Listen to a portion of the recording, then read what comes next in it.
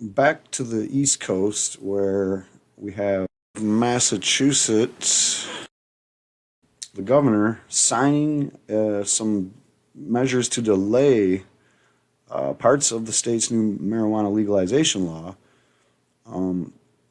by about a half a year. We're talking about the retail recreational shops. So essentially, when marijuana becomes legal, I think this one kicks off on January 1st. Now, Nevada's just kicked off, and they had the same thing going on. Nothing's going to be for sale for a while, and then they delayed it even more. So who knows when you'll be able to legally go buy marijuana in Nevada or Massachusetts.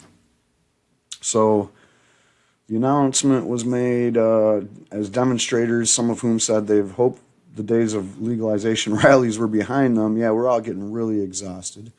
They gathered at the State House to urge Baker to veto the plan. The likely opening date for recreational marijuana stores in Massachusetts is now July 2018. Because parts of the new law that allow growing, gifting, possessing, and consuming marijuana are already in force, the delay will prolong a legal conundrum. Buying, smoking, growing, and giving marijuana away will be legal, but just not selling it. Noel Franklin, one of the demonstrators, said to make people continue to buy from the black market is ridiculous, and it is. And it's basically leaving the black market open for any, and when you're the government and the police and all that, it could be for any number of reasons. You want to talk about like a person who's been in prison for 20 years having a problem getting out and being able to adjust to normal society. Well, the police are having a hard time adjusting to this legalization going on. They're having a really hard time. It's like they're addicted to it or something. And I wonder why. Massachusetts was the state that earlier this just right by about the time that the election happened and it was legalized, like right before, there was this thing out talking about how the police said that they're not ready for legalization. What do you got to do to get ready to not arrest people anymore? Fire half your staff? Stop building up a militarized police outfit? The delay emerged from the legislature earlier this week when a handful of lawmakers, without public hearings or formal public notice, approved the measure in just a matter of minutes in both the House and the Senate. That's what they do, and especially around this time of the year when no one's paying attention and there's a lot of the people aren't even in the House and the Senate that would actually be opposed to this stuff. They sneak in there and they write these rules and regulations and laws and they just slip it in at the last second, and all of a sudden you hear the news when the governor signs it into law because nobody knew about it until then. Now the thing about it is that this is happening everywhere. It always happens. Like I said, this is the time of the year to look for it.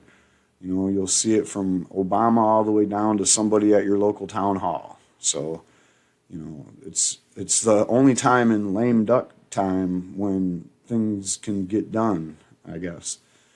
So the Baker Polito administration has been clear that it shares the legislators' desire to thoroughly prepare for launching an entirely new industry, distributing a controlled substance, and is committed to adhering to the will of the voters by implementing the new law as effectively and responsibly as possible, said Baker spokeswoman Lizzie Guyton. Fancy wording for just, hey, we're still scrambling around trying to figure out where we're going to fit in,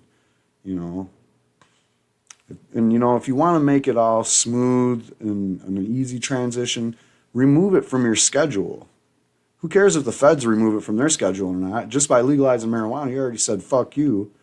So now just take it right out of your schedule. You're regulating it. Regulate it according to it being what it is and not acting like it's something dangerous. I don't see anybody scrambling to regulate guns like it's a thing, because guns are dangerous. So, you would look stupid, if you thought that guns should not be regulated at all. But for some reason, even though 90% of the whole population would like to see like some kind of a sanity in the background check department, we don't even get that.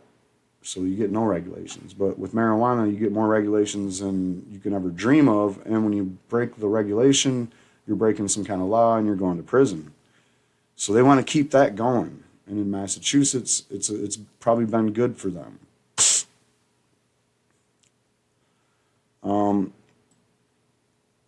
Baker and most lawmakers opposed the legalization law, which left some who came to the demonstration wary of the motives behind the delay. Well, of course, they'll come up with anything, said a man who identified himself as D. Cleary. He said the delay foregoes 6 months of tax revenue. Right, because I think the law includes a 3.7% tax on sales on top of the state's 6.25% sales tax and an optional local tax. And you know that everybody that has that option are going to take it. And at the time when the state is cutting services amid revenue shortfalls, that's not a very good idea, to just give 6 months of another black hole in your budget, where you could be actually putting a net under there and actually recovering your deficits. The bill that Baker signed includes delays in several provisions of the law that voters approved. For example, State Treasurer Deborah B. Goldberg will have until next September to appoint the 3-person Cannabis Control Commission instead of next March.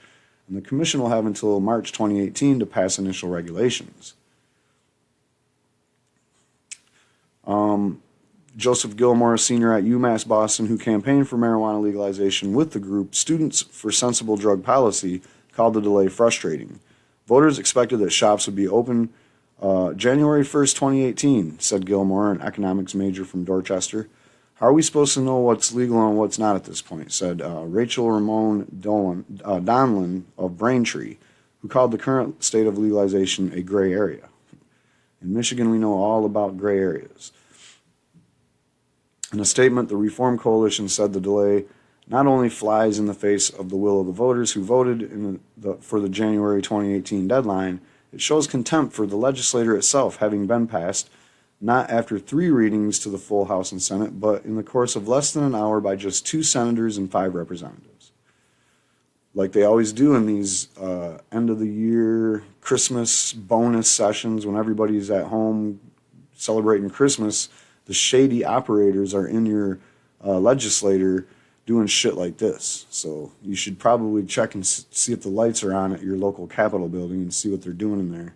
But then again, they like to do these things in the dark and smoke-filled basements, so you might not actually see the lights on.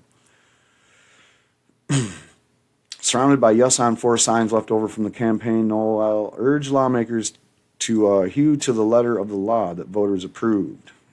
It was carefully thought through, Noel said. 1.8 million people are not fools. They knew what they were voting for.